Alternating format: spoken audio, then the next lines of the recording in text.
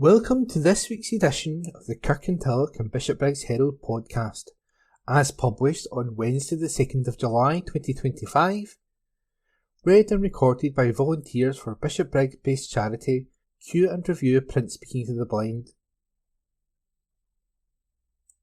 Big Weekend of Festival Fun. A report by Kevin McRoberts. A new summer festival is coming to Kirkintilloch this August as the first ever Big Weekend takes over the town centre for 3 days of free entertainment, live music, classic cars and family fun. Organised by the Kirkintilloch Business Improvement District, BID, the event will run from Friday, August 15 to Sunday, August 17, focused on town centre vibrancy, local business involvement and attractions for all ages. Earlier this year, East Dunbartonshire Council cancelled Kirkintilloch's annual Canal Festival due to lack of funding, Kirkintilloch BID vowing at the time to try to put together an alternative flagship community event, and that's resulted in the Big Weekend. Set to be held in the heart of Kirkintilloch's Cowgate, the festival weekend will see the town transformed with a lively fun fair, live performances, a classic car show, and a giant dinosaur experience that's sure to thrill younger visitors. There will also be a market selling food and drinks showcasing everything from artisan eats to street food favourites. Live music and entertainment will feature across the weekend, including dance displays and DJs creating a real summer festival vibe. A spokesman for Kirkintilloch BID said, "We're thrilled to be launching Kirkintilloch Big Weekend, which is all about bringing the community together, boosting local businesses and giving families a brilliant reason to visit the town centre this summer. Whether you're here for the classic cars, the food or the dinosaurs, there's something for everyone. Kirkintilloch Big Weekend is free to attend with no tickets required. Find out more at www.kirkintilloch-bigweekend.co.uk. That report was written by Kevin McRoberts and read by me, Nikki. This week in history. July the 5th, 1975, Arthur Ashe, an American tennis player, became the first black man to win the Wimbledon Singles Championship. July 6, 1971, jazz legend Louis Armstrong died of a heart attack. He once said, "Musicians don't retire, they stop when there's no more music in them." On this day last year, Great British Bake Off stars were among those who paid tribute to joyous and talented former contestant Dawn Hollyoake following her death. July 7th, 1967, using Sir Francis Drake's sword, the Queen knighted Francis Chichester, who had sailed solo around the world in Gypsy Moth IV. On this day last year, Mercedes' Lewis Hamilton won the British Grand Prix. July 8th, 1965, Ronald Biggs, one of the great train robbers, scaled the wall of Wandsworth Prison with a rope ladder and escaped. He had served 15 months of his sentence. He eventually settled in Brazil. July 9th, 1955, Bill Haley and his Comets went to number 1 in the US pop charts with Rock Around the Clock. On this day last year, Alec Baldwin's trial in the shooting of a cinematographer on the set of the film Rust was set to begin with the selection of jurors who decided whether the actor was guilty of involuntary manslaughter. And that was This Week in History, read by Ian. Rebuild set for summer. A report by Kevin McRoberts. The £31.5 million rebuild planned for Balmaldy Primary School in Bishopbriggs took a significant step forward as councillors gave the green light for officers to tie up contracts that will see early site works begin over the school summer holidays. Proposed plans for the new school, now set to include an early years centre for 60 children, were included in the report to East Dunbartonshire Council, which is available on the Council's website. They show the layout, internal floor plans, the building position and external play spaces. The two-storey school will house around 462 pupils and will take inspiration from the features of the other new build schools in East Dunbartonshire, including from its award-winning flagship Lairdslane Primary School. Artist impressions show the bright, airy, colourful interior offering flexible, modern teaching space as well as an attractive exterior with lots of space for play and landscaping. Once the construction contract and ancillary agreements are in place with delivery partner Hub West Scotland and main contractor Morgan Sindel, preliminary works will begin on site with a full site start anticipated for August. Council leader, Councillor Gordon Lowe, welcomed the update on progress with the multi-million-pound development. He said, "I am delighted that despite the challenging financial situation we are facing, we have been able to identify valuable funds for this much-needed new school, and that a site start is not too far off." The plans are exciting, and the inclusion of an early years centre on the campus is an investment in the families of Bishopbriggs who need quality, flexible, affordable childcare. This new school and early years centre will be built to the same exacting standards as our other new build schools and will offer the community of Balmaldy Primary School a place to learn, work, play and socialise that is modern, energy efficient and well equipped to deliver the best possible educational experience for our young people. It is forecast that the new school will open in spring 2027, with the old building being demolished shortly afterwards. That report was written by Kevin McRoberts. Young people make positive moves after leaving school, as recorded by Hunter MacDonald. Rona Mackay, MSP for Strathkelvin and Bearsden, has welcomed new figures that show more young people in East Dunbartonshire moving on to work, training or further education after leaving school, crediting the SNP Scottish Government's investment in young people in education as a driving force behind the success. The latest summary statistics for follow-up leavers destinations reveal that 96.4% of school leavers in East Dunbartonshire reached a positive destination within 9 months of leaving school in 2023 to 24. Nationally, the proportion of school leavers in positive destinations has risen from 85.9% in 2009-10 to 93.1% in 2023 to 24. Ms Mackay said these figures are hugely encouraging and reflect the dedication and resilience of young people across East Dunbartonshire. To see such a high percentage of our school leavers moving into further education, training or employment is a clear sign that the SNP's support for young people is making a difference.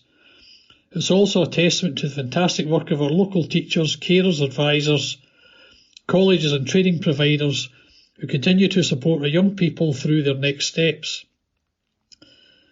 The SNP has consistently prioritised investment in education skills and training, and it's thanks to this approach that we are now seeing one of the highest rates of positive destinations on record. Summer fun for school holidays. Report by Kevin McRoberts. From sports camps to crafts, children and young people are being offered the chance to enjoy an array of activities during the summer holidays. Beginning this week, East Bartonshire Leisure and Cultural Trust, EDLCT, has organised a packed programme. Schools out for summer includes football, gymnastics and netball camps, swimming, including junior life-saving courses, aqua-active events and sessions for children with additional support needs, tennis, 25% off-court bookings, free summer craft and book bug sessions at libraries, arts exhibitions. Activities and events are taking place at various times until Sunday, August the 10th. Venues include Kirkintilloch Leisure Centre, the Leisuredrome in Bishopbriggs, the Allender Leisure Centre in Bearsden, Hunters Hill Sports Hub in Bishopbriggs, the Lily Art Gallery in Mulgai, Lennoxtown High Park, the Old Kirk Museum in Kirkintilloch and local libraries. Councillor Jim Gibbons, Chair of EDLCT, said, "I am delighted we have been able to organise such a wide range of activities to keep children and young people engaged, entertained and inspired throughout the summer. Spaces are filling up, but there is still availability during the last few weeks of the summer. Find out more by visiting the website. For details, including a guide on how to complete a booking through the Leisure Hub app, check out www.edlc.co.uk/whats-on/summer-activities-kids-2025.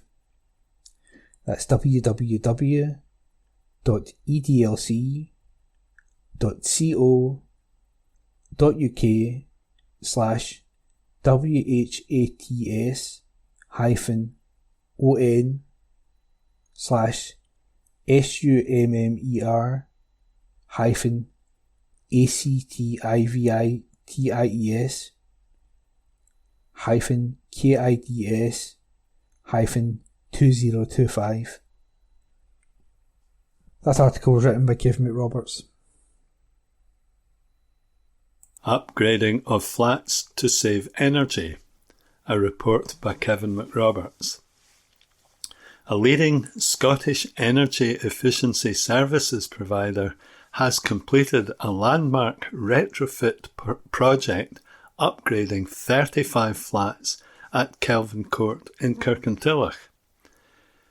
Delivered in partnership with Hanover Scotland Housing Association, Union Technical fully upgraded the 35 flats for elderly and vulnerable residents with installations including a full roof upgrade, solar PV installation, cavity and external wall insulation, high heat retention storage heaters, and triple glazed UPVC windows, among other energy efficiency upgrades.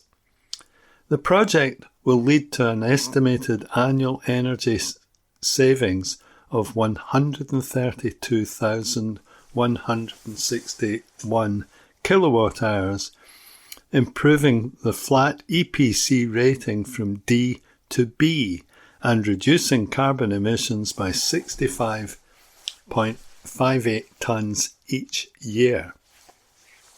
Additionally, tenants are benefiting from substantial financial savings, with the average energy cost per flat coming down from £539 to £268.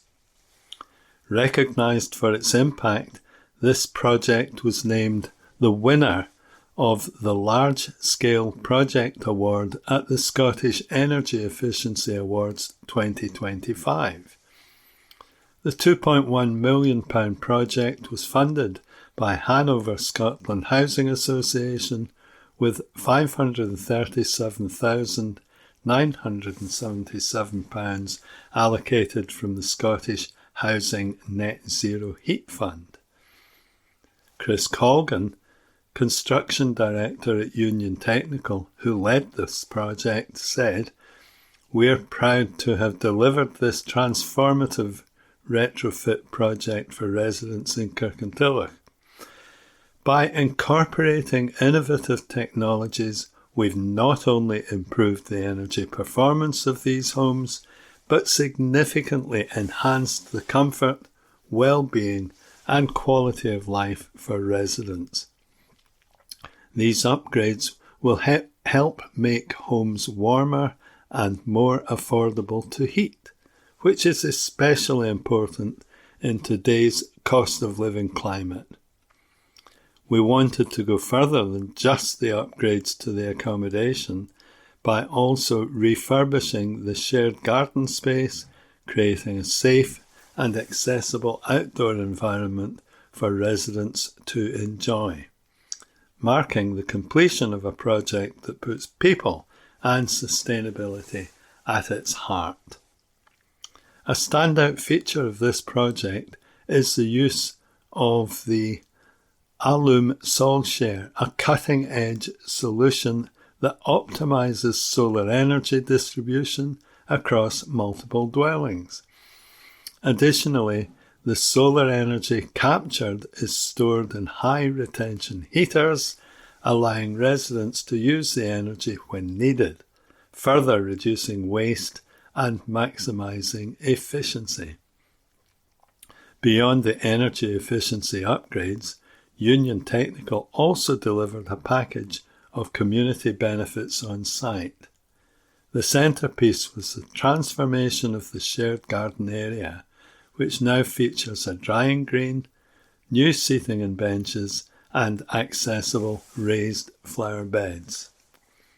Claire Dodd, Head of Investment and Sustainability at Hanover Scotland Housing Association, said, "We were pleased to work alongside Union Technical on this project at Kelvin Court, part of the Hanover Scotland social housing portfolio.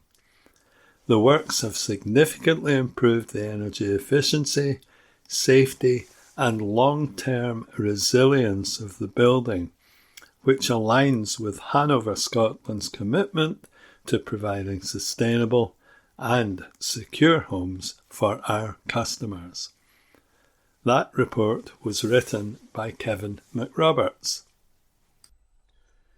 Crew's charity is open to adding more volunteers. Report by Kevin McRoberts. A Kirkintilloch charity, which provides boat cruises on the canal, is hosting an open day in a bid to attract more volunteers. Seagull Trust Cruises Kirkintilloch branch, STCK, is opening its public area and office at Kirkintilloch Marina this Sunday, July the 6th, 2 to 4 p.m, as well as potential volunteers having the opportunity to watch a recruiting video, enjoy tea, coffee and home baking. There will be the chance to have a sail on one of the boats. Some of the charity's current volunteers will also be around, helping to provide all the details about the branch and to encourage people to join them. Graham Biggerstaff, chairman of the Trust Kirkintilloch branch, said, "We currently have over 80 volunteers, 3 operational boats, each able to carry 12 passengers and up to 4 wheelchairs, as well as up to 5 crew, our own boathouse, which also doubles up as a dry dock, our office, and berthing pontoons.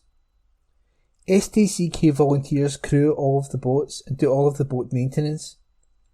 There is also an active social programme for members, featuring an annual cruise of about 8 hours, cheese and wine evenings, and a barbecue. If you have a few hours to spare each week and are keen to learn new skills and meet new people, this could be the event for you." The branch is looking to recruit volunteer crew, stewards and administration and engineering staff, with all necessary training being provided. The branch is run entirely by volunteers and, last year, provided free canal cruising to over 4,000 people, many of whom have additional needs, with ages ranging from very young disabled children to frail elderly residents from care homes. A report by the University of Worcester, published in 2023, copies of which will be available on the day, detailed the many positive advantages which can be gained by the people who volunteer with this branch. Graham added, "If you have half an hour to spare on Sunday, our branch members would welcome the opportunity to show you around. There's no obligation, and you may find it's just what you're looking for as a very worthwhile hobby, providing a unique service in Kirkintilloch for people from far afield who have additional needs." That report was written by Kevin McRoberts and read by E. McKenna. A treble for Kirky Club's Young Stars. A report by Kevin McRoberts. Young performers from an amateur drama group in Kirkintilloch have completed an impressive hat-trick. Kirkintilloch Players Youths won the Scottish Community Drama Association SCDA Scottish Youth One-Act Play Final, held in the beautiful setting of the Byre Theatre in St Andrews. And that made it the third year in a row that the Kirky group has triumphed in the final. The club's winning play this time was My Brother's Gift by Claudia Haas. It was performed at the festival on Saturday, June 21, along with plays by two other clubs, Stromness Academy, players from Orkney from the SCDA Northern Division, and Beath High School of Cowdenbeath Fife from the SCDA Eastern Division. Kirky's play had previously won the SCDA Western Division in Dunlop and the SCDA Glasgow District Festival at the Fort Theatre in Bishopbriggs in the spring. The play was directed by Lorna Campbell. Lorna explained that the Byre Theatre had presented a challenge, as it has a huge stage, meaning the cast had to adapt their entrances and exits to avoid running over the allotted time. She added, the audience were greatly moved by our play. Many of whom had seen the play before had commented on how we had continually improved it. My Brother's Gift is based on the remarkable true story of Heinz Gehringer, a friend and neighbour of Anne Frank, a Jewish girl who gained worldwide fame posthumously for keeping a diary documenting her life in hiding during the German occupation of the Netherlands in the Second World War. Through the remembrances of Heinz's sister, Eva, we learn about his talents and life as the tragic story unfolds. Adjudicator Dr. Paul Dougal awarded first place and the Quidi Vici Trophy to Kirkintilloch Players Youth. The Dolly Nichol Youth Trophy for second place was presented to Beath High School for We Ain't Movin' by Travis Alabanza. Stromness Academy players picked up the Colin Peter Trophy for creativity and imagination. Lorna said the Kirky cast loved being in St Andrews and they went to the beach to celebrate after the show, as well as socialising and congratulating the other team's performances. The festival also managed to create its own piece of drama. One of the three competing teams, Stromness Academy players, were delayed getting into Aberdeen Harbour for 6 hours on their way to the festival from Orkney. The fog delayed Northlink Ferry's MV Hjaltland reaching port. The festival start time was put back. The Orcadians were given dinner on arrival and the running order was hastily rearranged, which meant that Kirky appeared on stage as the first performance to give Stromness more preparation time. The St Andrews win for Kirkintilloch Players Youth completed their hat-trick of Scottish successes for the club. In 2023, the youth play Teachers by John Godber won the final in Nairn, and this success was followed in 2024 with Girls Like That by Evan Placey in Bathgate. Both plays were directed by Hilary Linus. That report was written by Kevin McRoberts. Sizable rises in councillors' pay. Councillors in East Dunbartonshire have had their pay increase with payments to its leader now exceeding £50,000 annually. Payments to councillors are determined by the Scottish Government through its regulations, which assigns each local authority to one of 4 bands based on size. These bands also determine the maximum number of senior councillors who can be appointed at each council. With its size placing it in Band B, East Dunbartonshire can have a maximum of 11 senior councillors. The Scottish Government's regulation have increased the recommended payments to councillors annually, and in addition to the salaries, they also cover expenses and pensions. The basic allowance for councillors has increased from £21,345 to £25,982, with 9 members on this amount. The allowance for the leader of the council, Councillor Gordon Lowe, has increased from £42,698 to £50,063, while Provost Gillian Rennick's payment has increased from £32,024 to £37,548. 11 senior councillors receive payments of between £28,036 and £37,548 depending on role. An error in the regulations prevented the changes from being approved at the full council meeting which took place on April the 3rd, so the new rates were instead approved at the latest full council in June and will be backdated to April the 1st. The total amount paid by the council to elected members this year is £653,369. Councillors stick with status quo.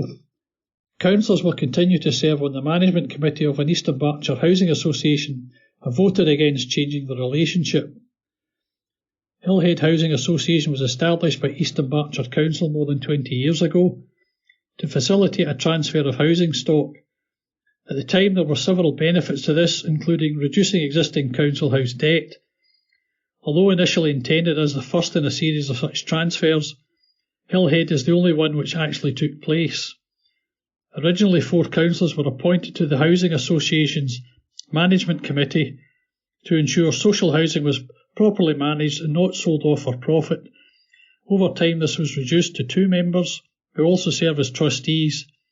They are required to attend monthly meetings which involve a significant amount of preparation, with removal from the position occurring automatically if they miss 4 consecutive meetings. With demands on councillors' time continually increasing, as well as the working relationship between the council and HHA now well established, in April the council instructed its chief solicitor to engage with the housing association and consider the council's future participation. 3 options were presented to councillors at a recent meeting of the full council: continue with 2 members, reduce that involvement to a single councillor, or cease appointments to the committee but remain as a member of the housing association, attending general meetings and retaining voting rights. Councillors ultimately voted against changing the existing arrangements. Quality new housing in Twecher, one step closer. A report by Kevin McRoberts. Plans to build new affordable housing in Twecher have taken a major step forward, with construction due to begin this August. East Dunbartonshire Council will create 15 energy-efficient homes on derelict lands situated next to the Forth and Clyde Canal at the northern entrance to the village. The site is one of 9 in the Council's affordable housing investment programme, involving over 300 new homes and the first to reach the end of the pre-construction phase. The properties will be built to passive house standards, meaning their design and the construction materials will be tailored to maximise energy efficiency and minimise heat demand once occupied.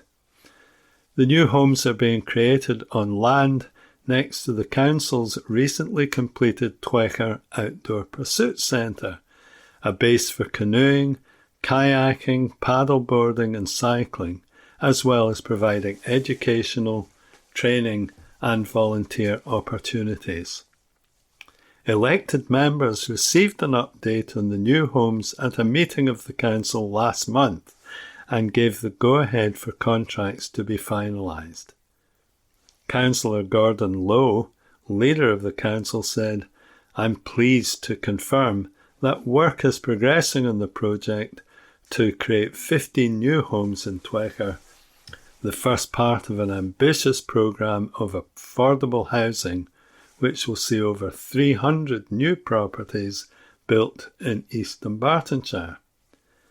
They will all meet passive house standards, maximising energy efficiency and minimising heat demand, cutting carbon emissions while also helping to address fuel poverty by reducing fuel bills for our tenants. The developed design has gone through a full tendering exercise via the Scape Scotland Construction Framework. The Twecker project will cost just under £8.8 million, including funding from the Council's 5-year Housing Capital Investment Plan and the Scottish Government's Affordable Housing Supply Programme. The wider site, including the Outdoors Pursuits Centre, has also benefited from a grant via the Vacant and Derelict Land Fund, helping to cover remediation costs. Construction is due to start on the new homes this August, with completion due in September 2026. That report was written by Kevin McRoberts. Pacific Care is in UK's top 10. Report by Kevin McRoberts. Pacific Care, operator of several care services in Kirkintilloch, has been recognised as one of the top 10 small care home providers in the UK in the Lottie Awards. With local services including Lilyburn Care Home, Birdstone Care Home and Birdstone Day Care Centre, Pacific Care's presence in Kirkintilloch plays a key part in the group's continued commitment to quality care, innovation and a supportive working culture. The Lottie Awards, launched by the care platform Lottie on its 4th anniversary, are based on care quality, digitisation, operational efficiency and workplace culture. The awards aim to set a new national benchmark for care excellence. This recognition reflects the dedication and compassion of our teams across all our homes, said Sue Cadley, Quality Assurance Manager at Pacific Care. We're incredibly proud of the difference they make every single day. Founded in 2021, Lottie is a digital platform designed to help families easily find high-quality care homes for their loved ones. These first-ever awards mark an important step towards helping care seekers identify outstanding care providers. As well as contributing to Pacific Care's national recognition, Lilyburn Care Home was recently awarded the prestigious Eat Safe Award, recognising excellent food hygiene and safety standards. It's one of just 6 businesses in East Dunbartonshire to receive the award this year. Lilyburn is also preparing for its summer fete on Friday, July 26, with proceeds going towards the Residents' Fund.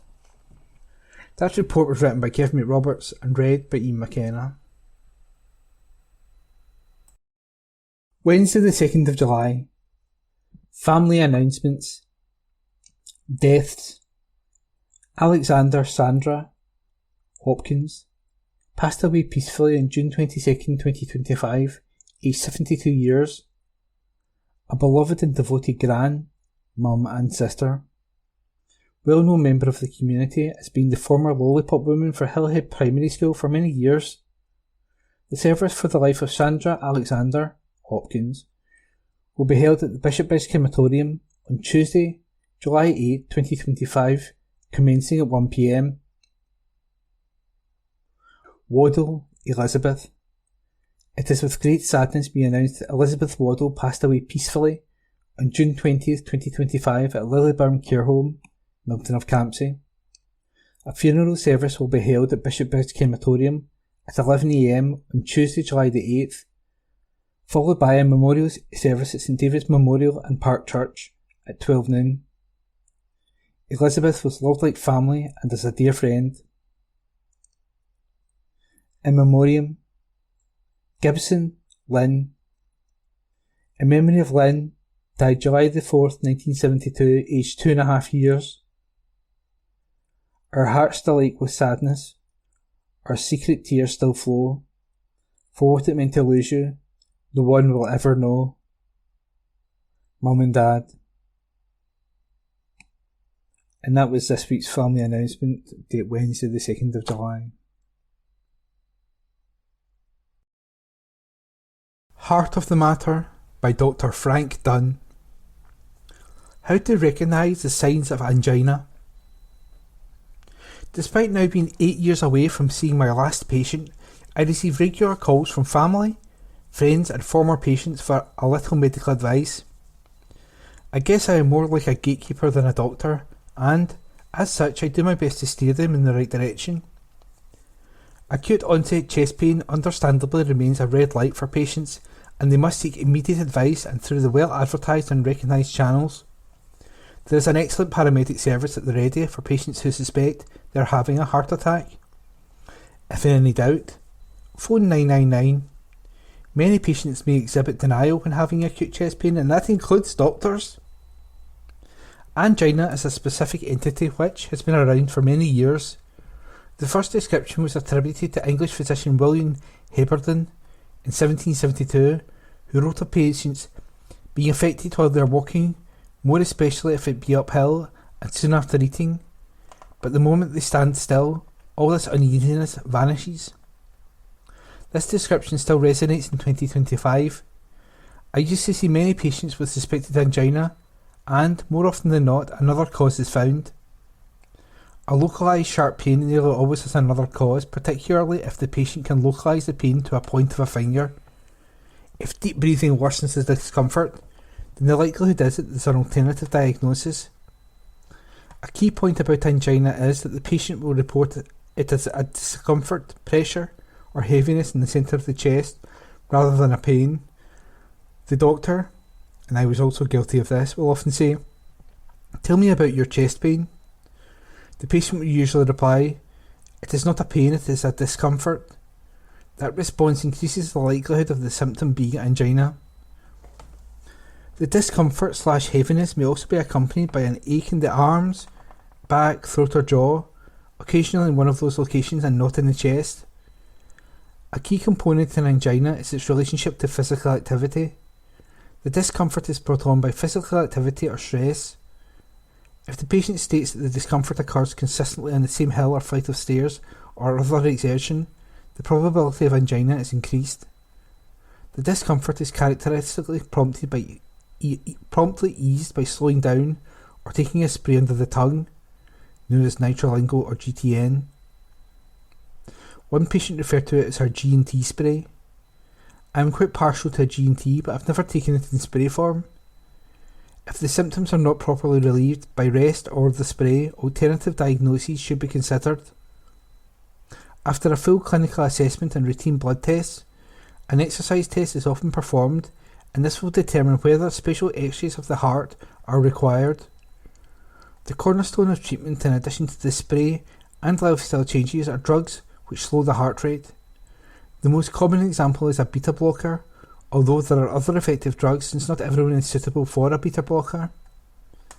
Other medications for controlling the angina can be added if necessary. Aspirin or equivalent and a statin, cholesterol lowering agent, are essential. If the symptoms do not settle, coronary angiography will be considered.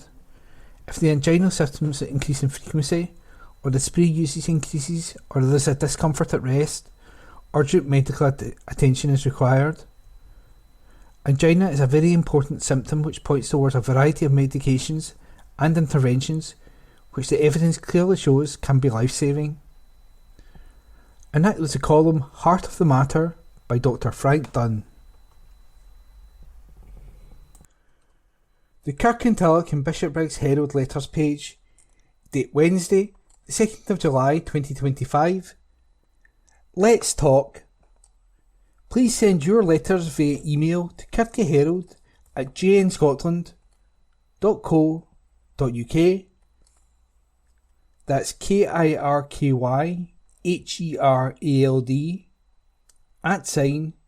@JNSCOTLAND.co.uk and write letters in the subject field.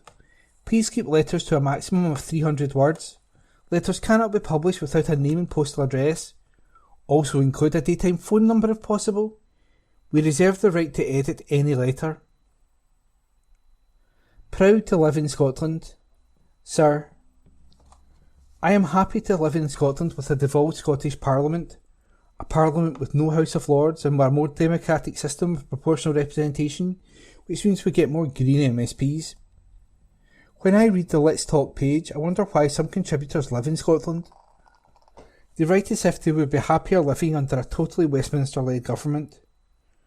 I am happy to pay slightly more income tax and have the benefits of free prescriptions, free bus travel for those aged 60 plus, free university tuition, and many other benefits. I am glad that our devolved Holyrood government settled the nurses' pay rise quickly, mitigated the two-child policy, and increased the entitlement to free school meals. I also like the fact that the SNP leader in Westminster, Stephen Flynn, speaks out against Netanyahu's war crimes and ethnic cleansing and Westminster's complicity in selling arms to Israel. I am extremely proud of our approximately 62% of the Scottish population being outward-looking and internationalist by voting to remain in the EU, a fact hardly mentioned these days.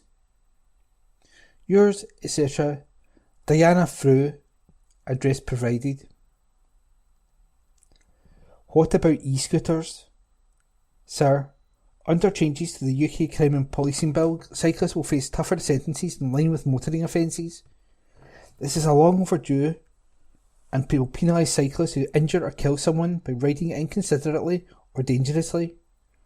This legislation will include e-cyclists, as they also ride dangerously on roads and illegally on pavements. But what about e-scooters? Other than the hired e-scooters being used in a UK trial, all e-scooters are illegal unless ridden on private ground with the owner's permission.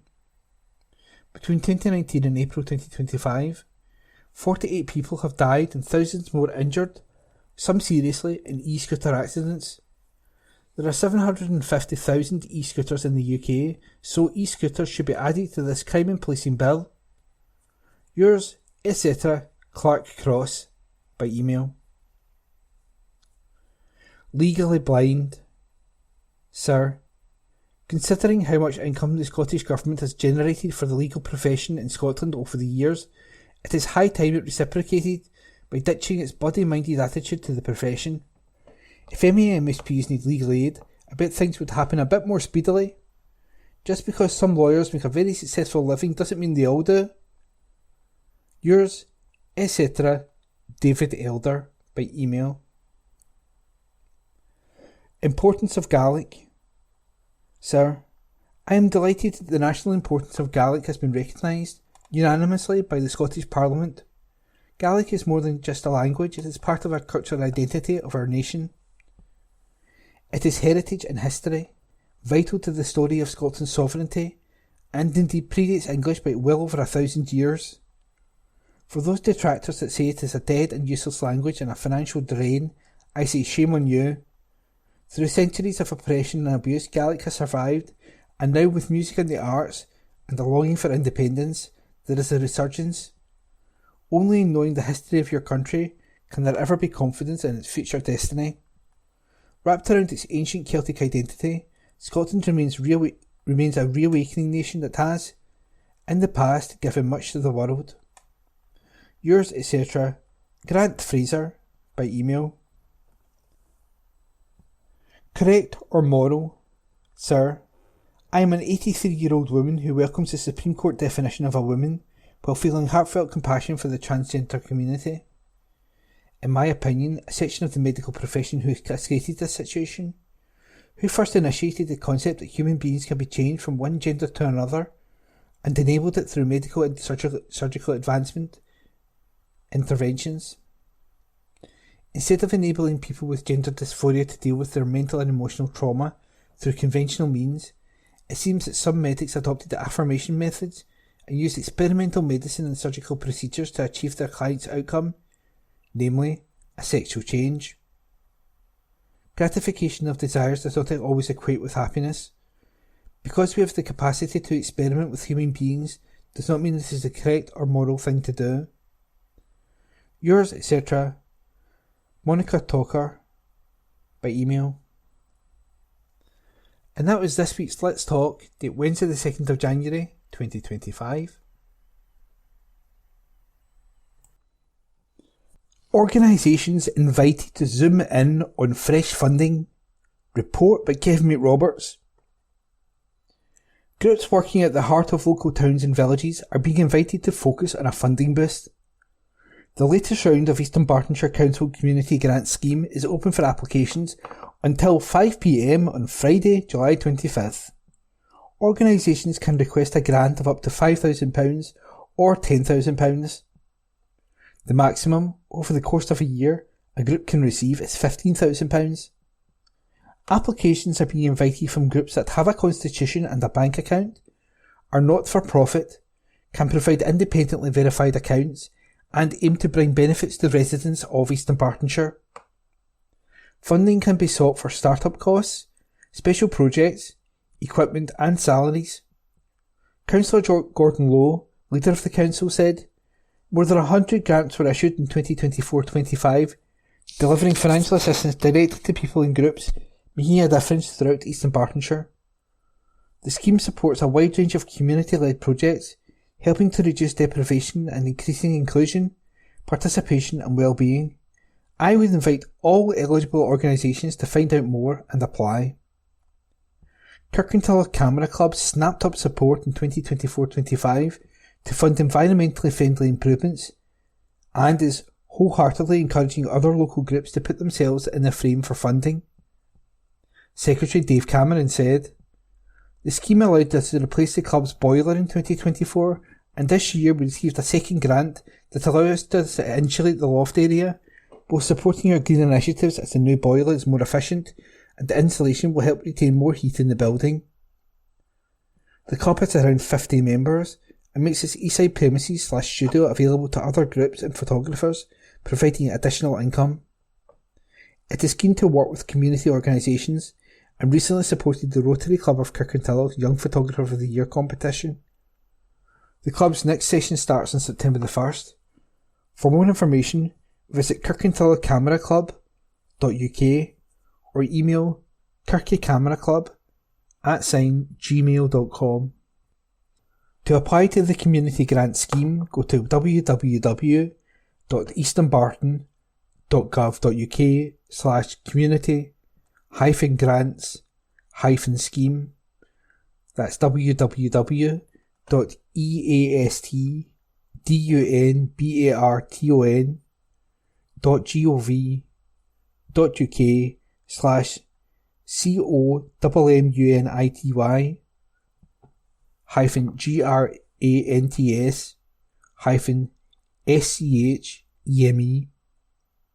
where there is also more information, including guidance and eligibility criteria. Any group or individual unfamiliar with the application process and in need of assistance can contact the community planning team by emailing communityplanning@easternbartonshire.gov.uk or calling 0300 123 4510. That's 0300 123 4510. The Community Grant Scheme is fully financed by the UK Government's Shared Prosperity Fund and the Talbot Crosby Bequest Charitable Trust. Awards are decided by the Community Planning Partnership Board, which includes representatives of the Council, Eastern Bartonshire Voluntary Action, Health and Social Care Partnership, Leisure and Cultural Trust, Police Scotland and other public service organisations. Applicants will be informed if they have been successful by October. A second round of funding is due to open in November. That article was written by Kevin McRoberts. Rejoice in a new era for theatre. Report by Kevin McRoberts. Heavens above, tickets are being snapped up quickly for the first season of work by Scotland's newest theatre company. The play, Fools on a Hill, will make history this Thursday, July the 3rd, at 118 Osborne Street, Glasgow.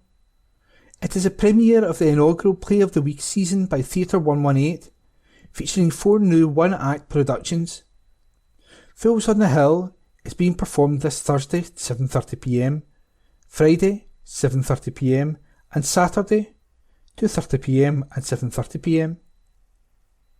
Described as a cross between Monty Python's Life of Brian and Waiting for Godot, Fools on a Hill is a hilariously blasphemous and absurd dark comedy satire about faith, following, and flatback furniture. After God appears to one of them in a vision, 2 self-appointed prophets decide to take it upon themselves to start spreading the word of God again and put the world to rights the only way they know how, a good old-fashioned crucifixion. After a quick trip to IKEA, they're ready to go, but will they go ahead with it? And if so, will they be rewarded? Fools on a Hill has been written by Chris Patrick and has been directed by Colin McGowan, who also stars in the play alongside Erin Scanlon and Ross Flynn. Colin, who is originally from the Gorbals and now lives in Gartcosh, said, "It's Glasgow humour at its best, a dark divine comedy that hits the nail on the hand of Christianity." Chris is from Port Glasgow, Erin lives in Milton of Campsie, and Ross is from Cambuslang. Tickets are £10, or pay what you can, or there is a season pass for £30 to see the company's first 4 plays with a 25% discount. To book, and for details of other plays, go to linktr.ee/playoftheweek and theatre118.com. That's theatre118.com. David Hewitson from Theatre 118 said, "We're looking forward to welcoming audiences to our first Play of the Week season, kicking off a new era in style. Fools on a Hill is a fabulous way to do just that. It's funny, fresh and philosophical." Theatre 118, 118 Osborne Street, Glasgow, G135RP, is run by a small collective and receives 0 public funding. That report was written by Kevin McRoberts. Deliberate fires are wasting time and resources and putting lives at risk. Firefighters were forced to attend around 30 deliberate fires a day across Scotland last summer. Scottish Fire and Rescue Service SFRS crews responded to 3,195 deliberate fires during just a 3-month period. The incidents affected dwellings, businesses, derelict and unoccupied buildings, refuse, grass, crop and woodland. Despite deliberate fires during summer being at the lowest level since 2020, firefighters are still being diverted away from other emergencies every time they are called to this type of incident. Assistant Chief Officer John Henderson, SFRS Director of Prevention, Protection and Preparedness, said the call-outs were taking valuable resources away from other incidents. He said if our crews are putting out more than 30 deliberate fires a day during summer, then that's time that could be spent elsewhere dealing with genuine emergencies. Deliberate fire setting, whether it's affecting a derelict building or woodland, is a crime and it can have a serious impact on local communities, as well as the potential for someone to get badly hurt or worse. We want those responsible to understand that getting involved in this type of behaviour can also impact negatively on your future. We'll continue to take a zero tolerance approach and will work with our police partners to identify those responsible. Police Scotland Assistant Chief Constable Mark Sutherland also emphasised the danger to life and urged the public to report any information related to such incidents. He said setting fires deliberately is reckless and irresponsible. It can endanger lives and result in significant damage to property. It also causes fear and alarm to those living in the local area and diverts valuable emergency service resources. We remain committed to working with our partners to reduce the number of these crimes taking place. We would also urge anyone with information on fires being set in their community to call the police on 101 or 999 in an emergency. Alternatively, you can call Crime Stoppers on 0800 555 111, where anonymity can be maintained. Good day to you, it's Philip here from Q and Review, reading the church news from the Kirkintilloch Herald. And of course, we start with Milton of Campsie Church. And the reason I start with them, because there's always a picture of them. And this time it's a picture for the past 23 years, Jean MacDonald Yes, a photograph of her has been encouraged and cajoled and even nagged us into doing our bit for Christian Aid. This year's figure was £6,000. Wow, amazing. What an outstanding effort from our small village, she says. And what an inspiration Jean has been. Thanks for all your hard work. It's now all systems go for the big Go Mad event, Marmalada, beginning on Monday, July the 28th at 10 a.m. The full programme for children, young people and adults is in on our notice board. Our summer messenger is now being put together and when printed will be put through every letter box in the village of Milton. And we want to pray for Julie, our team, our minister, her team, and all the children who this weekend are at SU camp at Gowan Park, or Gowan Bank, I'm sure that it is. At our service on Sunday, we'll hear all about it. Pre-loved school uniforms can be handed in at the church, and of course they're available for all who can use them. So that's the church news from Milton Campsie Parish Church there in Milton Campsie, of course. And now to Kirkintilloch. Home church, that is, Lammermuir Road. They also have various other church connections with Carmyle, Skelmorley, Lochaber, Livingston and online. So church for all ages. Sundays, 9:30 p.m. and 11:30 a.m. Kirkintilloch. I'm sure that should be 9:30 a.m. A wee big misprint there. Worship service followed by refreshments. A warm welcome awaits you at either service, which will be identical.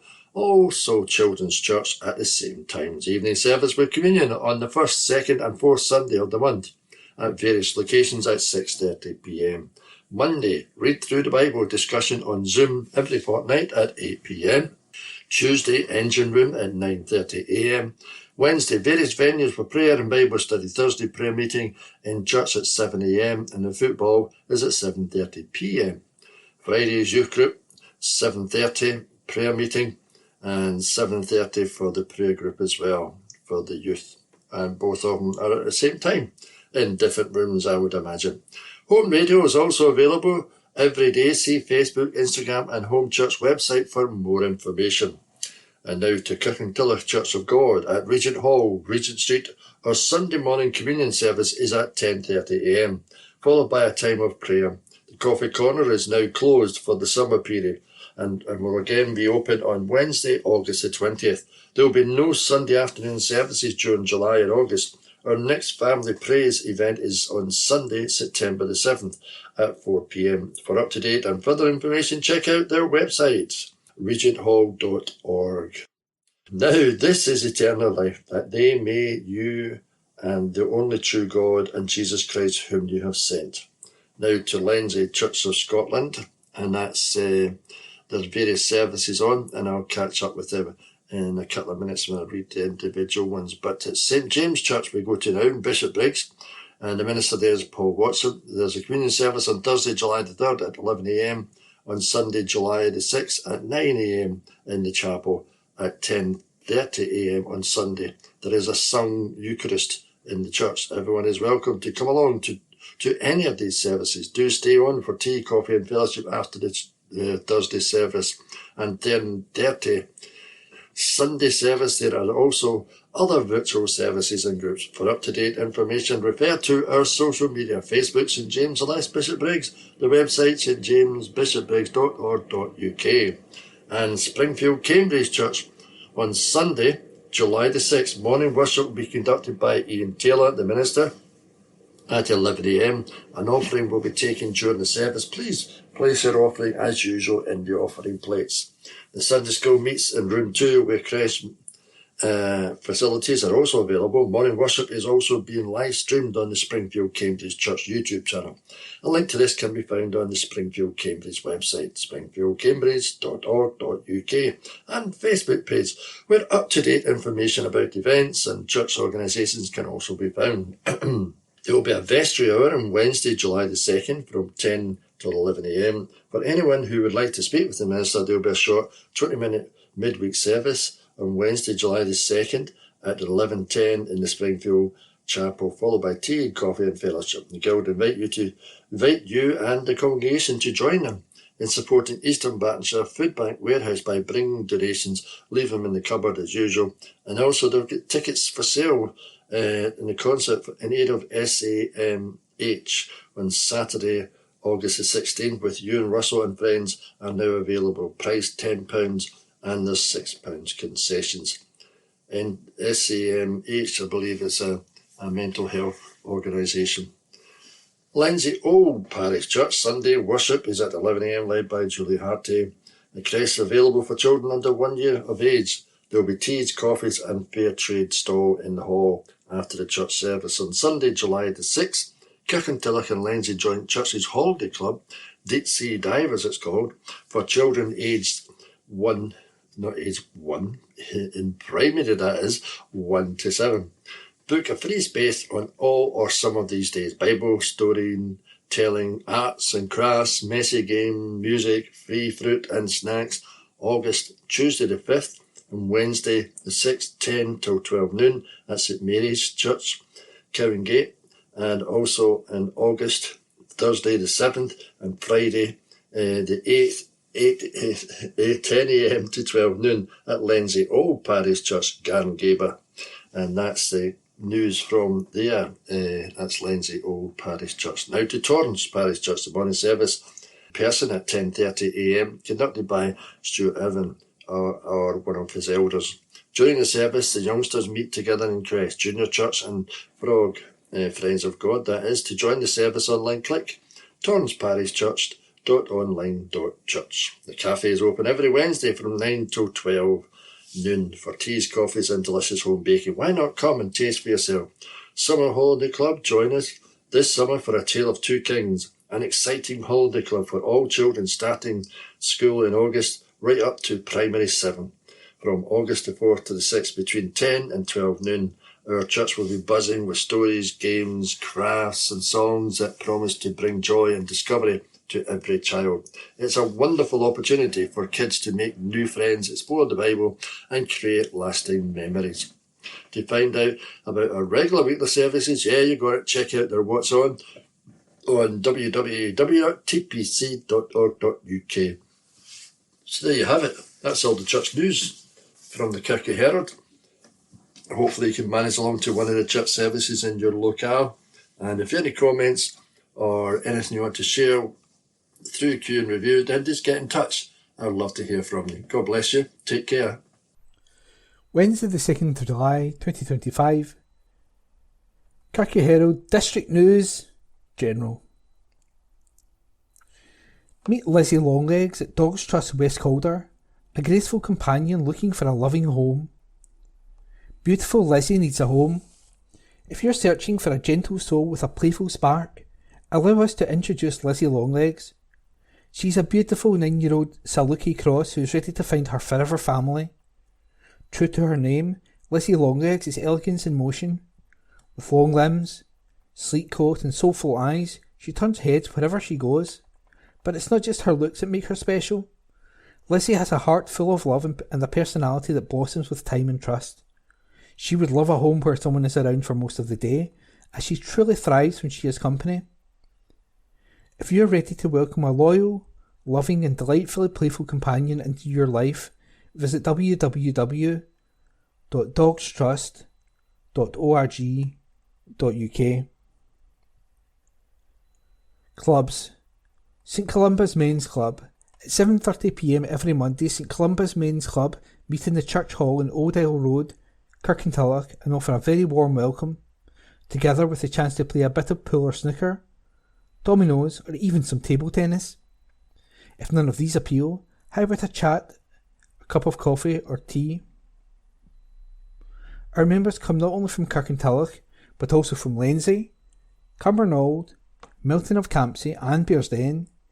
If you would like more details, contact either Ian Gibb on 0141 776 5453 or Jim Kennedy on 07767 124 416. Kirkintilloch Rock Choir. Your friendly local Kirkintilloch choir is on by singing teacher Elaine Williamson. The choir will be performing locally again soon, so it's a chance for you to join in, sing and perform without pressure and under the supportive guidance of Elaine. We sing in Kirkintilloch every week during term time. You can join the choir by going to www.rockchoir.com. That's www.rockchoir.com. Or you can also book a free singing taster session to try it beforehand. Permission to create.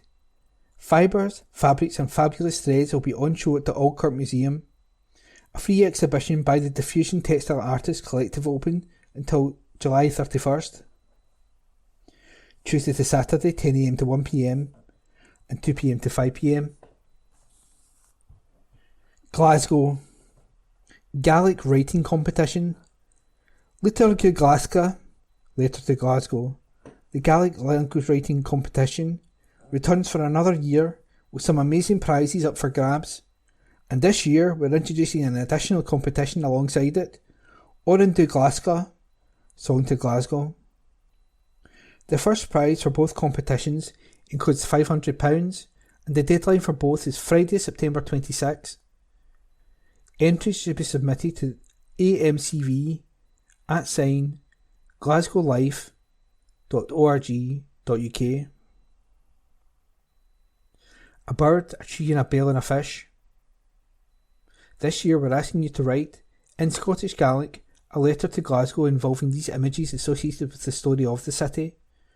Perhaps you'll draw inspiration from the story of St Mungo and the Robin, or you may have a completely different take on how these symbols represent the city in the present day.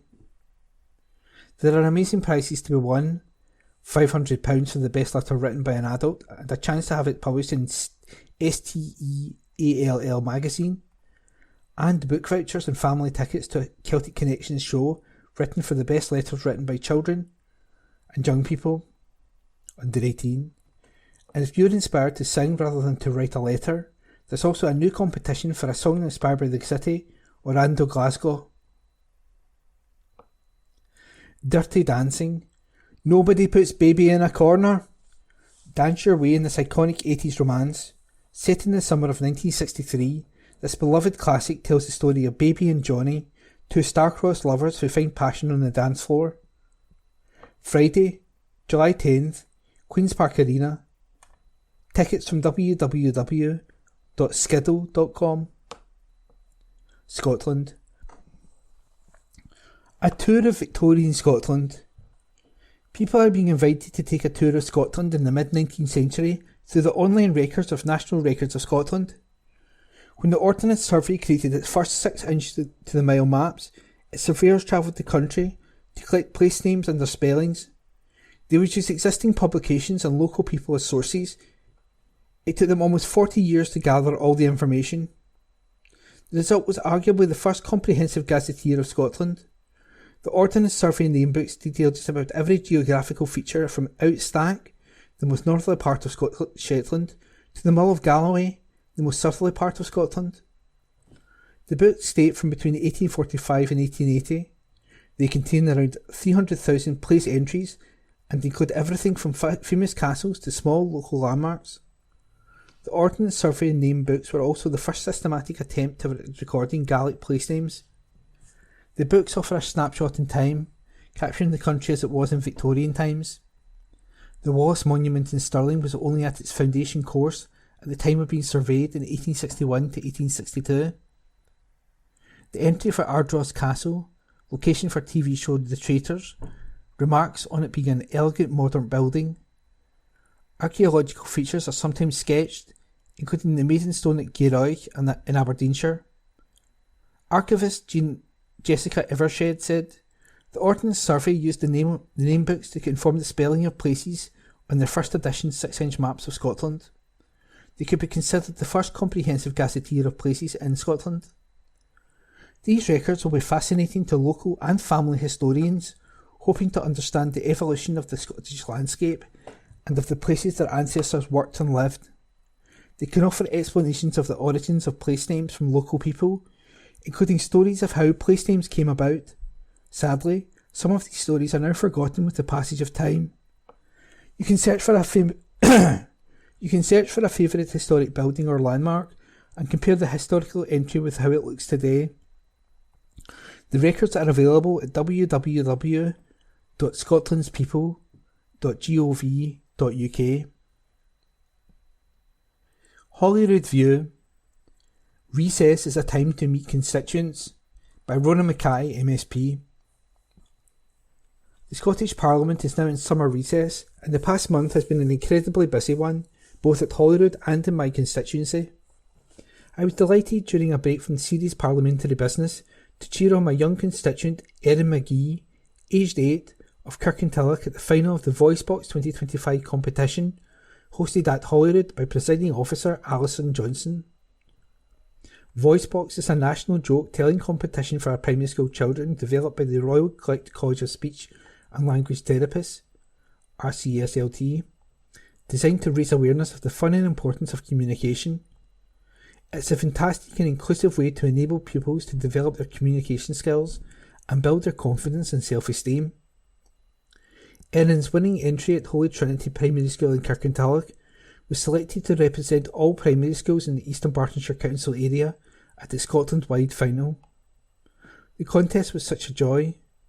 Erin may not have been chosen by the judges as the overall winner, but she's a champion in my eyes and did her family proud. Last month was Aphasia Awareness Month, and I was only too happy to put forward a motion at the Scottish Parliament to highlight this debilitating language disorder which affects 1 in 3 stroke survivors. Aphasia, which ranges from mild to severe, can have a significant impact on a person's life, leading to feelings of isolation, loneliness and mental health issues. Much credit should go to the ongoing work of Scots charity Chest and Heart Stroke Scotland to support people living with this serious and potentially devastating health condition. Summer recess is always a fantastic time to get out and about, to meet constituents and local businesses. The 3rd Scotland Loves Local Week takes place next month, spearheaded by Scotland's Towns Partnership. The theme this year is People Make Places. It's a simple but effective message. Celebrate and get behind the people who help make the Strathkelvin and Bearsden constituency such a fantastic place to live and work. If you need any assistance, please contact my team at rona.mackay.msp at parliament.scot. That's rona.mackay.msp @parliament.scot.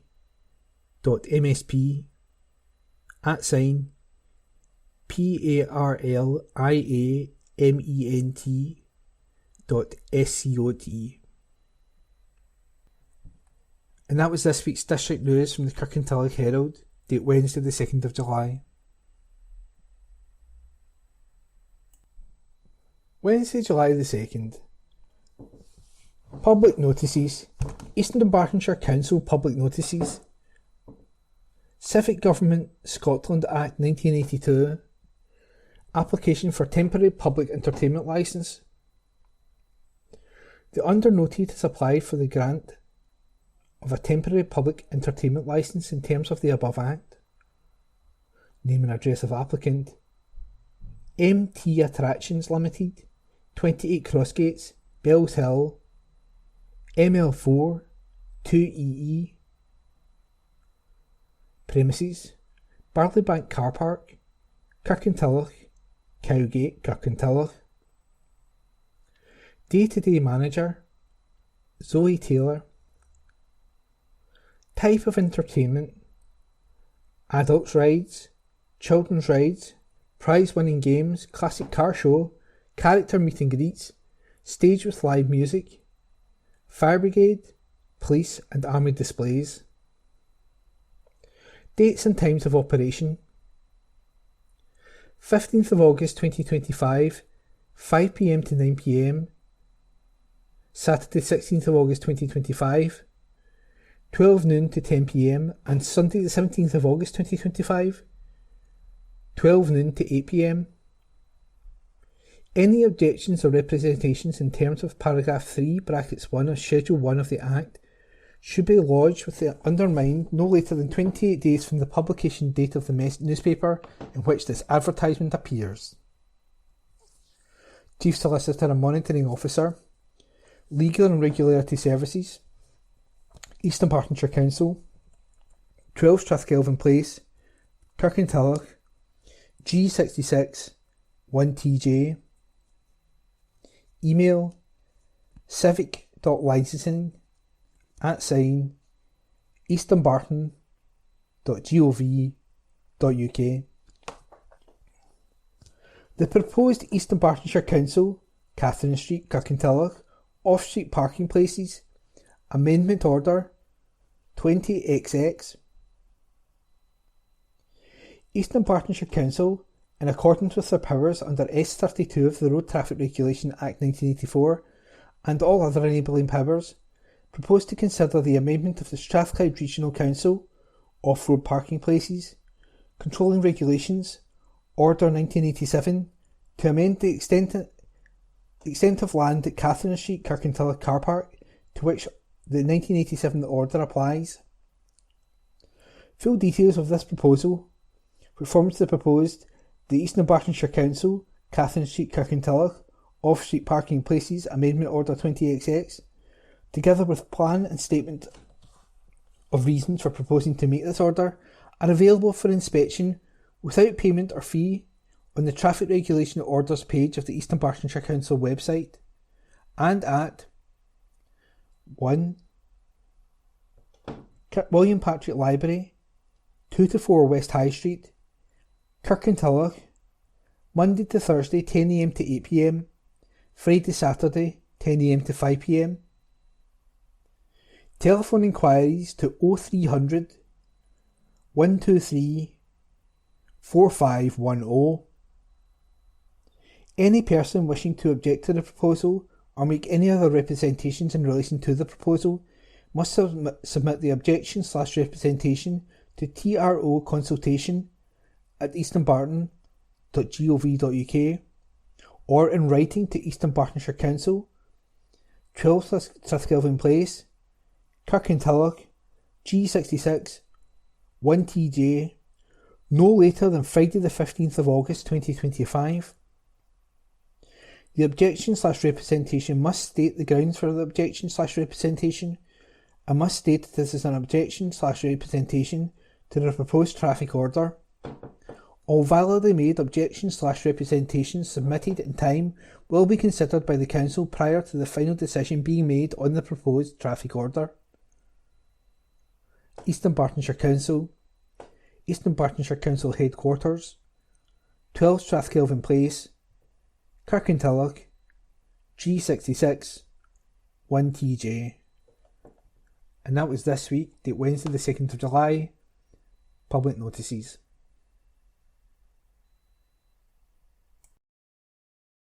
Kirkintilloch Herald. Sport. Gibson setting down a marker. Written by Brian Yule. Read by Alan Todd. Kirkintilloch Rob Roy boss John Gibson wants to see his side take their fine form from the end of last season into the new campaign. Rob Roy spent much of last season towards the bottom of the West of Scotland First Division, but a run of 6 wins from their 7 matches saw them end up 9th in the table. Next term, 8 clubs will be promoted to the Premier Division due to reconstruction of the Lowland League.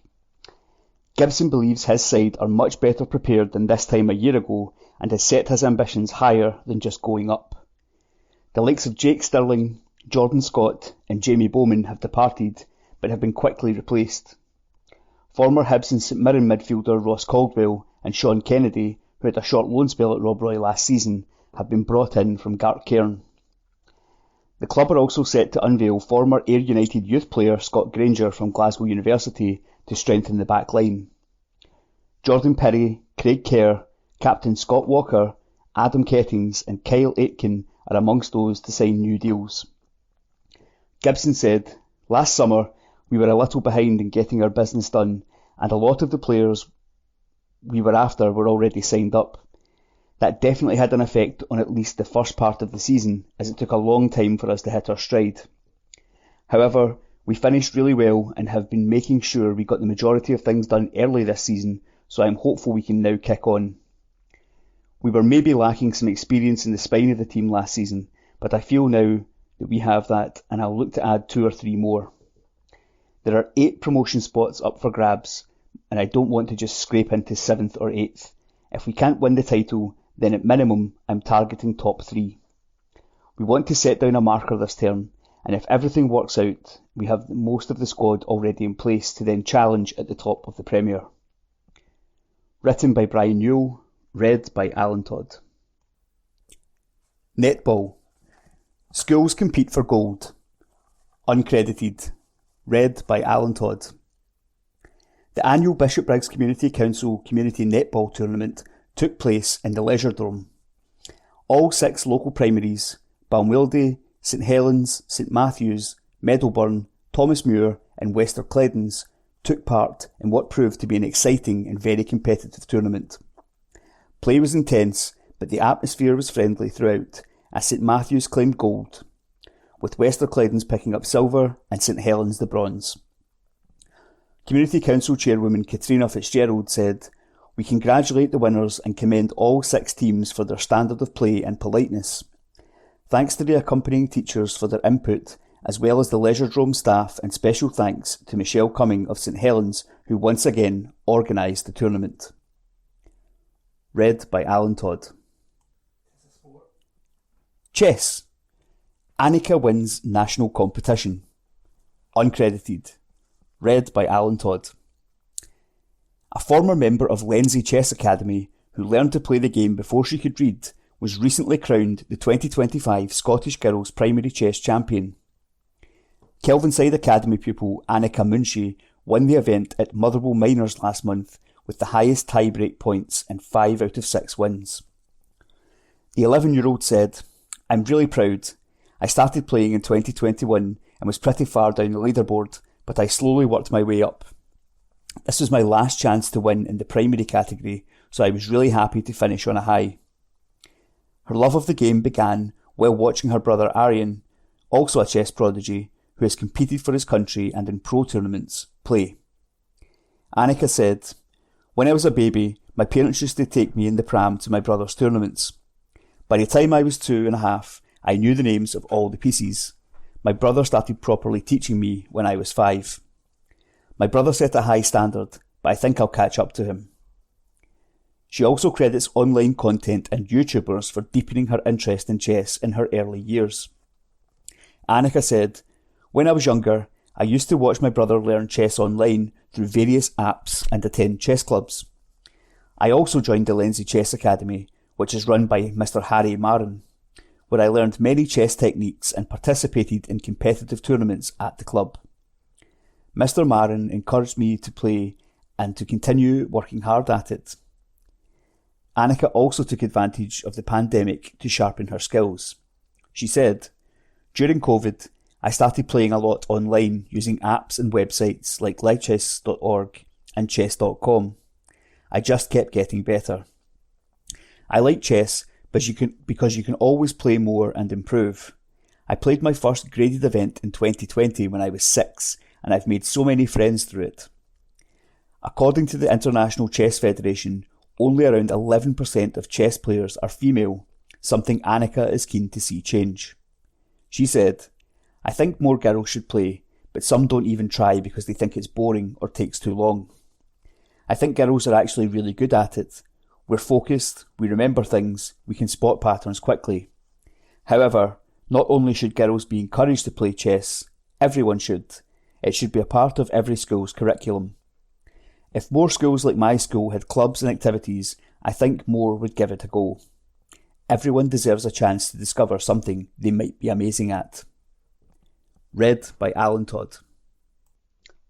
Speedway. Tigers boss patient with Thompson's comeback. Written by Phil Lanning. Read by Alan Todd. Glasgow Tigers team boss Cammy Brown says they will need to be patient as Dan Thompson makes his return from injury. The 21-year-old missed several weeks of action when he broke his scaphoid during the SGP2 qualifiers in May. During his recovery, Thompson would be awarded a permanent wildcard place for his final shot at Under-21 World Championship glory. There was then further good news as he came through a late fitness test to get back on his bike for the visit of Plymouth Gladiators on June 20th. He marked his comeback by contributing 10 points in a dominant 53-37 victory in the championship clash. Brown said, "It did feel like there had been a lull in our campaign recently. Losing Dan definitely knocked us out of our stride. However, The meeting with Plymouth was an exciting night for the club, with Villadznagel making his debut and Dan returning. We just want Dan to make a steady comeback and gradually race himself back to match fitness. Thompson added, "It's good to be back. I really enjoy this place and the people. There's a lot of people I need to thank, and Steve Williams, the physio of the GB Speedway team, is one of them. Me and Steve have been having sessions 2 or 3 times a week, and it's definitely been beneficial. It is one of the most common injuries riders get, and I gave it 4 weeks healing time. It's a lot more fun being out there than it is to watch." Tigers were due to host Scunthorpe Scorpions on Friday, but the fixture was postponed due to a forecast for relentless rain. A new date will be announced in due course, while Tigers will be in action tonight, Wednesday, with a trip to Poole Pirates. They will then follow that up by hoping for better weather when hosting Oxford Cheetahs at Ashfield this Friday. Brown had complained his side did not dominate meetings enough, but hopes after the Plymouth result they can now kick on. Prior to facing Gladiators, I was struggling to remember the last time we really hit a big score and didn't have a sweat. We just did not dominate meetings, and our home form hadn't been good enough, but hopefully we can now get some momentum. Written by Phil Lanning, read by Alan Todd. Bannigan departs Firhill as a legend. Uncredited. Read by Alan Todd. Stuart Bannigan has ended his association with Partick Thistle after more than 15 years. The 32-year-old from Bishopbriggs joined Thistle as a youth player in 2008 after leaving Celtic and would make his first team debut 2 years later. Bannigan would go on to make more than 400 appearances, winning the First Division and League One titles, and being inducted into the club's Hall of Fame in his testimonial year of 2023. Thistle boss Mark Wilson told the club's website, "Having played against Stuart during my playing days, I always admired his tenacity and the way he put everything on the line for his team. Having then worked with him as a coach with the academy and as a player with the first team, I've developed even greater respect for what he has brought to this club over the years. To play over 400 games for one team is something very rare and something that I know Stuart is very proud of. The resilience he showed by coming back from what was essentially a 2-year-long layoff is testament to his character and the passion he has for the game and Partick Thistle. He's an undisputed Jags legend, and I'm sure every Thistle fan would join me in wishing him the best for the future." Bannigan spent 6 months on loan at Ayr United and Somerset Park. He is now returned. It is to Somerset Park he is now returned on a 1-year deal. Last season saw United finish 3rd in the Championship, 8 points ahead of 4th place Thistle. Read by Alan Todd.